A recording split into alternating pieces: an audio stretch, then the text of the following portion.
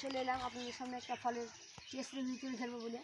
তো আপনারা কীভাবে এরকম ফুল ফল থাকা অবস্থায় আবার কীভাবে নতুন করে ফুল আনা যায়, এরকম পাকা ফল থাকা অবস্থায় আবার কীভাবে ফুল আনবেন এই নিয়ে বিষয়টি। তো আর ভিডিওর শেষে আমরা একটি ফলের টেস্ট রিভিউ তুলে ধরবো। তো এরকম অবস্থায় গাছের গোড়ায় আমাদেরকে পুনরায় পটাশ দেব। তো দেখতে পাচ্ছেন আমরা আবার পুনরায় গাছের গোড়ায় পটাশ ব্যবহার করে দিয়েছি, আবার পুনরায় ফুল আসতে শুরু করছে। দেখুন এদিকে, দেখুন এই দেখুন এখানে একখানা, এখানে একখানা, এখানে একটা পাকা ফল রয়েছে, আবার ফুলের কুড়ি দেখা দিয়েছে, এই ডালখানে 3খানা ফুলের কুড়ি রয়েছে। আবার এইসব ফুলগুলো আস্তে আস্তে বড়ো হচ্ছে এবং পুনরায় ফুল আসছে আরও। এই দেখুন, আর এবছর এত গরম পড়েছে, মানে মানুষ ফ্যানের তলায় টিকতে পারছে না। আর ছাদ বাগানের এইসব গাছগুলো কী হবে, সেই কারণে এই ফলের সাইজ এতটা ছোট হয়েছে, আপনাদের সামনে ভিডিওর মাধ্যমে তুলে ধরতে আমার লজ্জা লাগছে। তো এত ছোট একটা সাইজ। তো যাই হোক, এই দেখুন ফুলগুলো খুব ভালোভাবে বড়ো হচ্ছে। আর এইদিকে আবার কিছু ফুল ফুটেছে, এইদিকে এই দেখুন ফুল ফুটেছে, আবার এগুলো ফাঁকা ফল রয়েছে, আবার ফুল রয়েছে, আবার ফুল থেকে ফল সেট হচ্ছে। আবার এইদিকে যদি খেয়াল করি, এইদিকে আরও অনেক ফুল রয়েছে,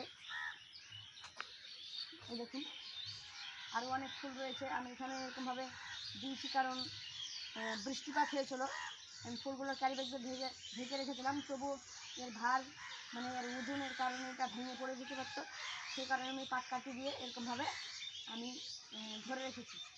তো এখানেও ফুল ফুটেছে, আবার পাকা ফল রয়েছে, দেখুন দেখুন এখানে এখন পাকা ফল রয়েছে, এই দেখুন এখানে এখন পাকা ফল রয়েছে। তো এইসব ফলগুলোর রেসিপি তুলে ধরবো। তো আপনাদের সামনে বলবো যে ফুল থাকা অবস্থায় বা কীভাবে ফুল আনবেন এবং কীভাবে গাছের যত্ন নেবেন। পাকা ফল থাকা অবস্থায়, ফুল থাকার অবস্থায়, তো হ্যাঁ, আপনাদের গাছে পাকা ফল থাকা অবস্থায় কোনো রকম বিষ গাছের প্রয়োগ করা যাবে না, যেমন ফাঙ্গিসাইড পাউডার প্রয়োগ করা যাবে না, উস্তাদ, হামলা, এইসব বিষ একদম প্রয়োগ করা যাবে না। আপনারা পাকা ফল হারভেস্ট করে নেওয়ার পরেই আপনারা সাপ পাউডার স্প্রে করবেন। আর উস্তাদ, হামলা এইসবগুলো আপনাদের ফুলের মধ্যে যদি পিঁপড়ে থাকে, ছোটো ছোটো ফুলের ভিতরে যদি পিঁপড়ে থাকে, তাহলে অবশ্যই আপনারা সাপ পাউডার আর উস্তাদ একসাথে মিশিয়ে স্প্রে করে দেবেন, তাতে খুবই ভালো হবে এবং ফুল ফল আসবে আর গাছের ফাঙ্গাসের আক্রমণটা কম হবে। এই দেখুন, তো উস্তাদ টুস্তাদ এখানে আপনারা প্রয়োগ করতে থাকবেন। তো চলুন টেস্ট রিভিউ আপনাদের সামনে তুলে ধরা যাক। এই দেখুন আমরা ফলটা অলরেডি হারভেস্ট করে নিই।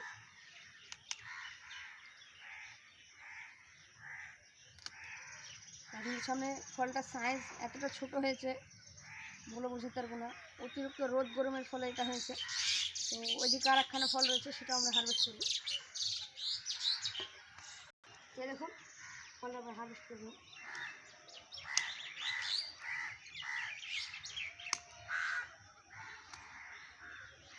তো এই ফলটার সাইজ মোটামুটি এভারেস্ট এসছে। জাম্বো রেড আর সিএম রেড খেতে কীরকম হবে এটা আপনাদের সামনে আজকে তুলে ধরব। চলুন, 2খানা ফল আমরা হারভেস্ট করেছি। তো দেখুন আমরা ফলটা অবশেষে কেটে নিই। এটা হচ্ছে জাম্বো রেড, দেখুন কত সুন্দর হয়েছে ভিতরটি। তখন খেয়ে দেখি কেমন হচ্ছে।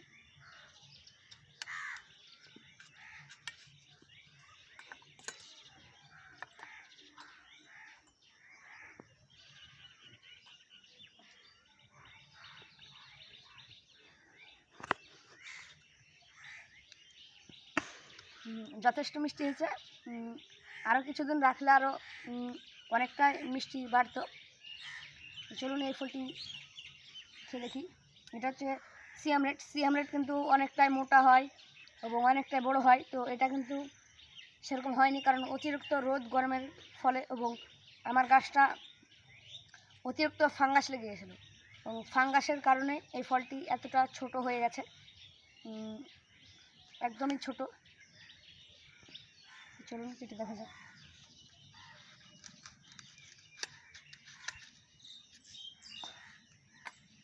এই দেখুন এর কালারটা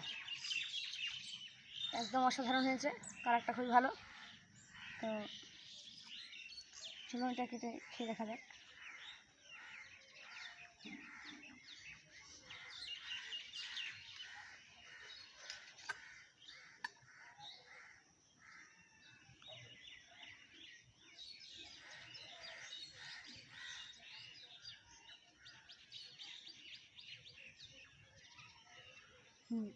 একটু টক ভাবটা মানে রয়ে গেছে, কারণ আরও কিছুদিন থাকতো, তো তোমাদের সামনে এর টেস্ট রিভিউ তুলে ধরতে পারলাম। আর বিচি কিন্তু একদম আপনারা খেয়াল করে দেখুন, একদম অনেক বিচি সিহাম রেডে কিন্তু ততটাও বিচি অতটা বাড়ছে না, মানে সরু সরু রয়েছে, কিন্তু জাম্বু রেডে অনেকটাই বিচি সরু সরু হয়ে। তো খেতে মোটামুটি লাগছে ততটাও। তো আপনারা অবশ্যই সিহাম রেড আর জাম্বু রেড চাষ করবেন। এর ছোট সাইজ হয়েছে বলে আপনারা অবশ্যই ঘাবড়াবেন না, কারণ ছোট সাইজ আমার গাছটা অনেক দুর্বল ছিল আর অনেক ফাঙ্গাস লেগে গেছিলো, সেই কারণে আমার ফলের সাইজ একদমই ছোট হয়েছে। আর ফলের সাইজ কীভাবে মোটা করতে হবে, কীভাবে দ্বিগুণ থেকে দ্বিগুণ করা যায়, এই নিয়ে তো আমার চ্যানেলে আলাদা অনেক ভিডিও দেওয়া আছে, আপনারা অবশ্যই দেখে আসবেন। আর আমার চ্যানেলে কীভাবে মিশ্র খাবার প্রয়োগ করবেন এই নিয়ে আমার চ্যানেলে আরও অনেক ভিডিও আছে, আপনি দেখে আসবেন। ভিডিওটাকে লাইক কমেন্ট শেয়ার করবেন।